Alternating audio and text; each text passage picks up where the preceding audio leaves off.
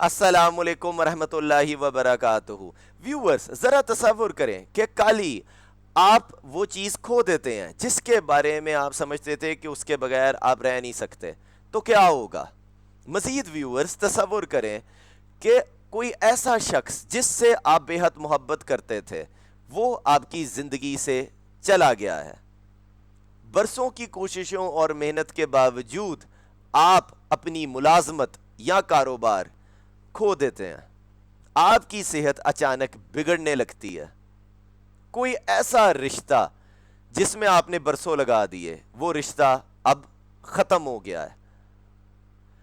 برسوں سے ویورز آپ کسی شخص کے بارے میں یا کسی معاملے کے حوالے سے دعائیں کر رہے ہیں اور آپ کی دعائیں قبول نہیں ہو رہی، تو ایسی صورتحال کا آپ کیسے سامنا کریں گے ویورز؟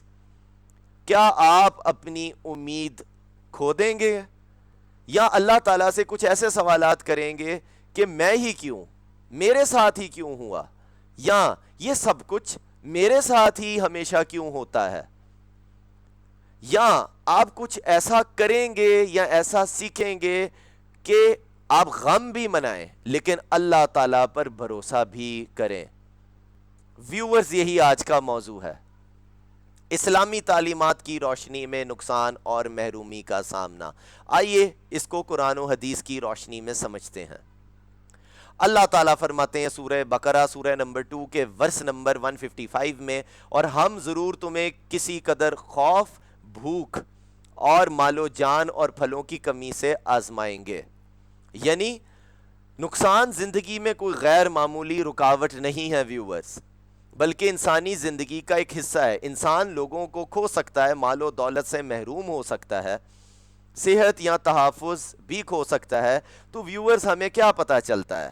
ہمیں پتہ چلتا ہے نقصان یا محرومی کا سامنا کرنا لازماً اس بات کی علامت نہیں کہ اللہ تعالیٰ نے آپ کو چھوڑ دیا ہے۔ اب بات کرتے ہیں ویورز، غمگین ہونا کمزور ایمان کی علامت نہیں۔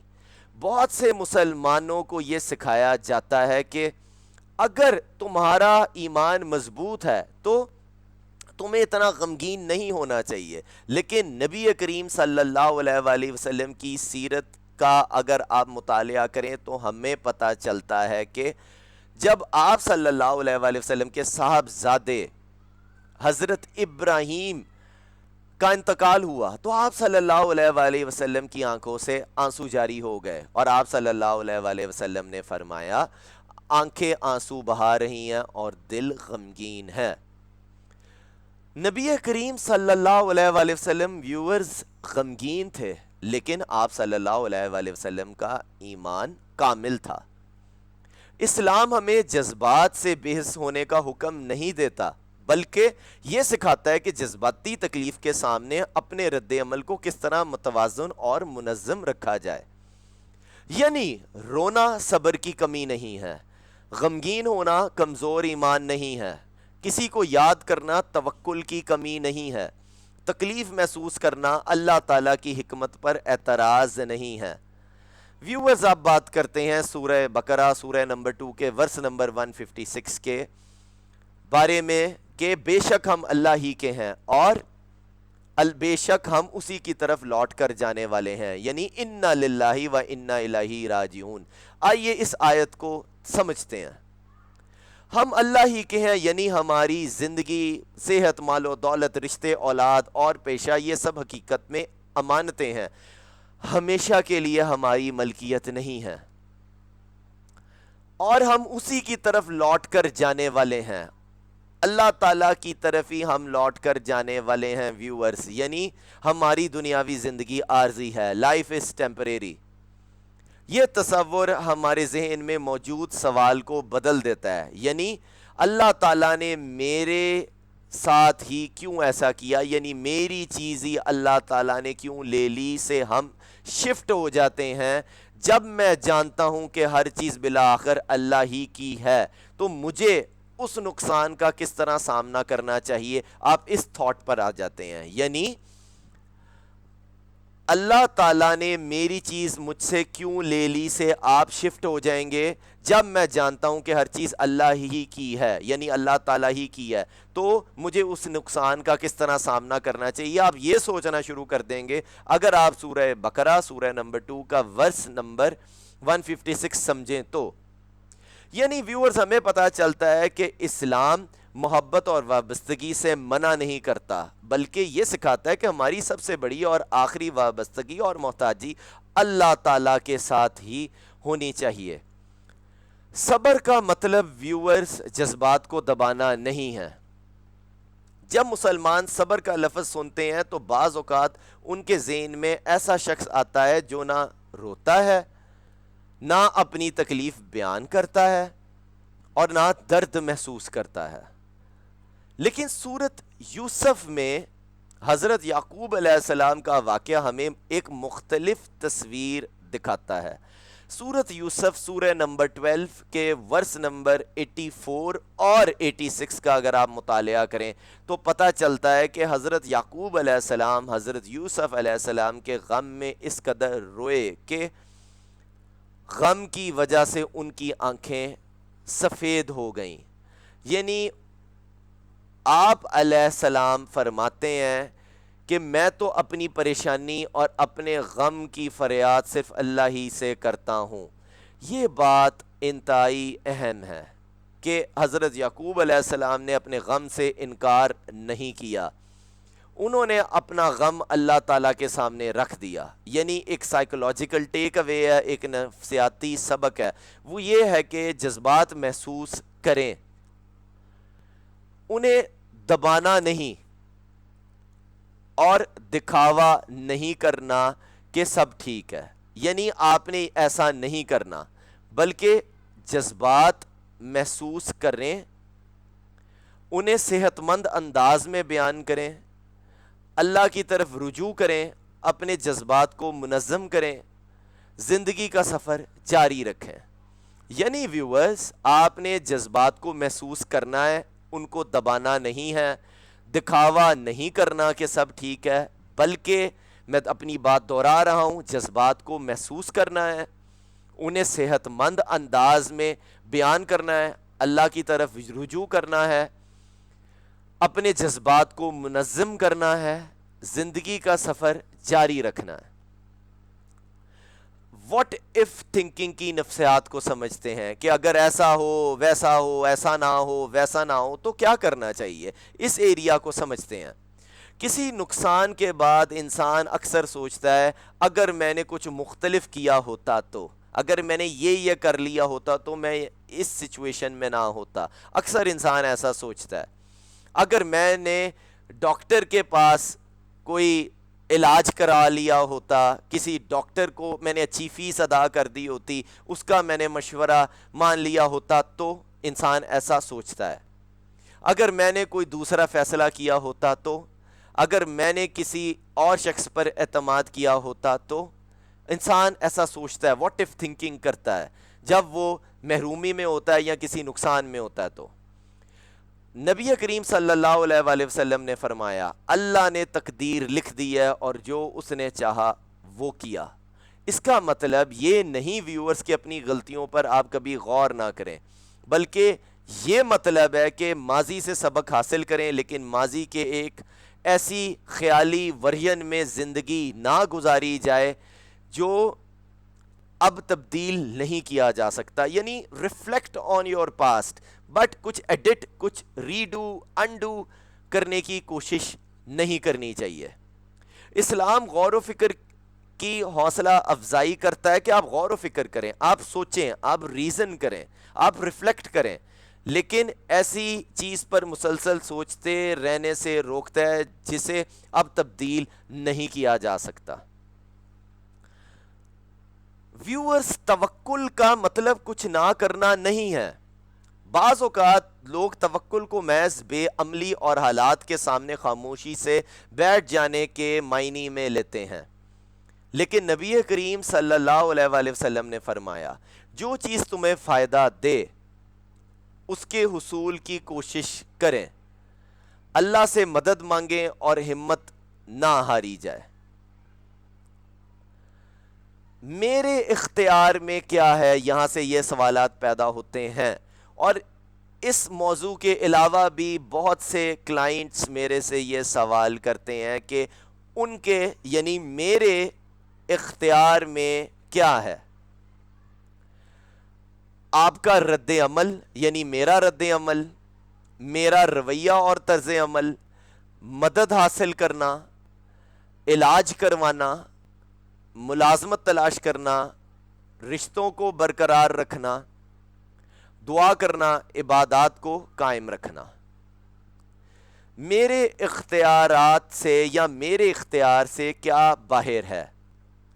ماضی، موت، دوسرے لوگوں کے فیصلے، بعض نتائج، اللہ تعالیٰ کی تقدیر یعنی قدر. اسلام ہمیں سکھاتا ہے کہ جو چیز ہمارے اختیار میں ہے اس کے بارے میں اپنی ذمہ داری پوری کریں، اور جو ہمارے اختیار سے باہر ہے اسے اللہ تعالیٰ کے سپرد کر دیں. نقصان اور مصیبت کے وقت کی دعا. نبی کریم صلی اللہ علیہ وآلہ وسلم نے مصیبت میں مبتلا شخص کو یہ دعا سکھائی: انا للہ و انا الیہ راجعون اللہم اجرنی فی مصیبتی و اخلف لی خیرا منہا. یعنی بے شک ہم اللہ ہی کے ہیں اور بے شک ہم اسی کی طرف لوٹ کر جانے والے ہیں. اے اللہ، میری اس مصیبت میں مجھے اجر عطا فرما اور اس کے بدلے مجھے اس سے بہتر عطا فرما. ویورز، یہ جتنی احادیث میں کوٹ کر چکا ہوں اور جتنی احادیث میں کوٹ کروں گا، ان کے مکمل ریفرنسز اس ویڈیو کے کومنٹ سیکشن میں آپ کو ملیں گے. اس حدیث میں ایک دعا ہے جس کو میں پڑھ چکا ہوں اور ترجمہ بھی آپ کے ساتھ شیئر کر دیا ہے. اس کو سمجھتے ہیں. اس دعا میں 3 خوبصورت مراحل ہیں. نمبر 1 قبولیت یعنی ایکسیپٹنس، ہم اللہ ہی کے ہیں. نمبر 2 میننگز ہیں یعنی کچھ معنی موجود ہیں، میری اس مصیبت میں مجھے اجر عطا فرما. نمبر 3 امید ہے یعنی ہوپ ہے، اور اس کے بدلے مجھے اس سے بہتر عطا فرما. اس دعا کو مزید سمجھتے ہیں حضرت ام سلمہ رضی اللہ تعالی عنہا کے حوالے سے. حضرت ام سلمہ رضی اللہ تعالی عنہا کا واقعہ ہے کہ انہوں نے اپنے شوہر کو کھو دیا، یعنی ان کا انتقال ہو گیا. ان کے شوہر کا نام ابو سلمہ تھا. ابتدا میں وہ یہ تصور بھی نہیں کر سکتی تھیں کہ کوئی ان کے شوہر سے بہتر بھی ہو سکتا ہے، لیکن بعد میں اللہ تعالیٰ نے انہیں نبی کریم صلی اللہ علیہ وآلہ وسلم کی زوجیت کا شرف عطا فرمایا. سبحان اللہ. انہوں نے یہ دعا پڑھی، جو دعا میں آپ کے ساتھ ابھی شیئر کر چکا ہوں. انہوں نے یہ دعا پڑھی تو ان کو نبی کریم صلی اللہ علیہ وآلہ وسلم کی زوجیت کا شرف عطا فرما دیا اللہ تعالیٰ نے. یعنی ہمیں کیا پتہ چلتا ہے ویورز؟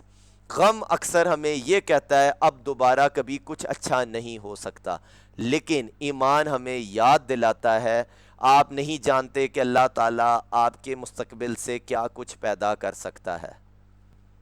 نقصان کے وقت 5 عملی سٹیپ کا ذکر کرتے ہیں، یعنی 5 سٹیپ ماڈل کا میں ذکر کرتا ہوں جو نقصان کے وقت آپ کر سکتے ہیں. نمبر 1 آپ ایکنالج کرتے ہیں، تسلیم کرتے ہیں کہ یہ تکلیف دہ ہے. کوئی بھی تکلیف ہوتی ہے اور وہ تکلیف دہ ایک موقع ہوتا ہے، سچویشن ہوتی ہے. اپنے جذبات سے آپ کو انکار نہیں کرنا چاہیے. نمبر 2 اینکر کریں، خود کو اللہ تعالیٰ سے جوڑیں. آپ نے انسٹال کرنا ہے، خود کو وابستہ کرنا ہے، اینکر کرنا ہے اللہ تعالیٰ سے. انا للہ و انا الیہ راجعون کو پڑھیں اور سمجھیں. اپنے آپ کو یاد دلائیں کہ آپ کس کے ہیں اور بالآخر کس کی طرف لوٹ کر جانا ہے. نمبر 3 الاؤ کریں، یعنی غم کو محسوس کرنے کی اجازت دیں. غم کو آپ نے ضرور محسوس کرنا ہے ویورز. اپنے آپ کو غم منانے دیں، یعنی آپ روئیں، بات کریں، دعا کریں. جذباتی تکلیف کو کمزور ایمان نہ سمجھیں. 4 پہ ویورز ہے ایکٹ کریں، یعنی عمل کریں. آپ کو کانشیس سٹیپس لینے چاہیے، انٹینشنل سٹیپس لینے چاہیے. اپنے آپ سے پوچھیں اب میرے اختیار میں کیا ہے، میں کیا کروں، میں کیا کر سکتا ہوں. پھر ایک چھوٹا لیکن با مقصد قدم اٹھائیں. آپ کوئی بھی قدم اٹھا سکتے ہیں, کسی سے مشورہ کر سکتے ہیں, کہیں پر انویسٹمنٹ کر سکتے ہیں, دعا کر سکتے ہیں, وغیرہ وغیرہ. ففتھ پہ ہے اور آخری پوائنٹ ہے ٹرسٹ کا, یعنی بھروسہ کریں. کہیں یہ اللہ, یا اللہ, کہ اللہ تعالیٰ کی ذات ہے, کہ یہ اللہ تعالیٰ نے ہی ساری سچویشن پیدا کی ہے. تو آپ یہ تصور کر سکتے ہیں کہ یہ اللہ تعالیٰ کی طرف سے ہے, یعنی اللہ تعالیٰ اس ساری سچویشن کو سمجھ رہے ہیں. اللہ تعالیٰ کے سامنے آپ کی سچویشن, تو آپ دعا کریں گے کچھ ایسا, آپ پکار سکتے ہیں کہ یا اللہ میں ہر چیز کو نہیں سمجھتا لیکن مجھے آپ پر مکمل بھروسہ ہے. جس بھی آپ سچویشن میں ہیں, آپ کو نہیں پتا اس کے پیچھے کیا حکمت ہے, اللہ کی کیا کرنی ہے, تو آپ کچھ ایسا پڑھ سکتے ہیں, اللہ تعالیٰ کو پکار سکتے ہیں, یا اللہ میں ہر چیز کو نہیں سمجھتا لیکن مجھے آپ پر مکمل بھروسہ ہے. اس پورے ماڈل کو یاد رکھنا بہت آسان ہے ویورز, کے پہلے ایکنالج کریں گے, اینکر کریں گے, الاؤ کریں گے, ایکٹ کریں گے اور ٹرسٹ کریں گے. یعنی تسلیم کریں, اللہ سے خود کو جوڑیں, غم کو محسوس کریں, عمل کریں, اللہ پر مکمل بھروسہ رکھیں. کب کسی چیز کو پیشہ ورانہ مدد لینی چاہیے, یعنی آپ کو بطور شخص کب ایک پروفیشنل ہیلپ لینی چاہیے, یعنی آپ کس سچویشن میں ہیں, آپ کس چیز میں ہیں, کب آپ اس چیز کو کسی ماہر کے پاس لے کے جائیں گے, کب آپ اپنی اس سچویشن کے ساتھ اس ماہر سے کنسلٹ کریں گے, یا آپ کب خود چل کر جائیں گے کسی پروفیشنل کے پاس, کسی ماہر کے پاس. یہاں ایک اور اہم بات سمجھنا بہت ضروری ہے کہ اسلامی طریقے سے غم کا سامنا کرنے کا مطلب یہ نہیں کہ انسان کو کبھی نفسیاتی مدد نہیں لینی چاہیے. ان سب باتوں کا مطلب یہ نہیں ہے. یعنی جب آپ غم میں ہیں, کسی محرومی میں ہیں, تو ایسا بالکل بھی نہیں ہے کہ آپ کسی ماہر سے وہ بات شیئر نہ کریں, آپ کنسلٹ نہ کریں, آپ اپنی بات کا اظہار نہ کریں, آپ کسی چیز کے چھن جانے کو ڈسکس نہ کریں.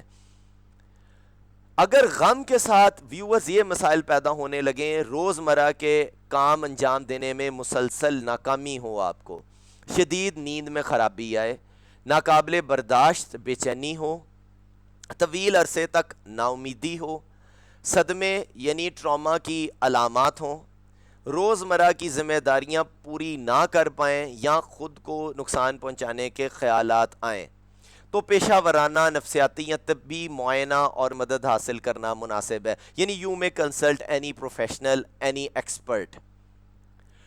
تھیراپی حاصل کرنے کا مطلب یہ نہیں ویورز کہ آپ کا ایمان کمزور ہے. جس طرح جسمانی بیماری کے لیے ہم طبی علاج حاصل کرتے ہیں, اسی طرح نفسیاتی تکلیف کے لیے بھی پیشہ ورانہ مدد کی ضرورت ہو سکتی ہے. اور یاد رکھیں, توکل اور علاج ایک دوسرے کے مخالف نہیں ہیں. ہم اسباب اختیار کرتے ہیں اور اللہ تعالیٰ پر بھروسہ رکھتے ہیں.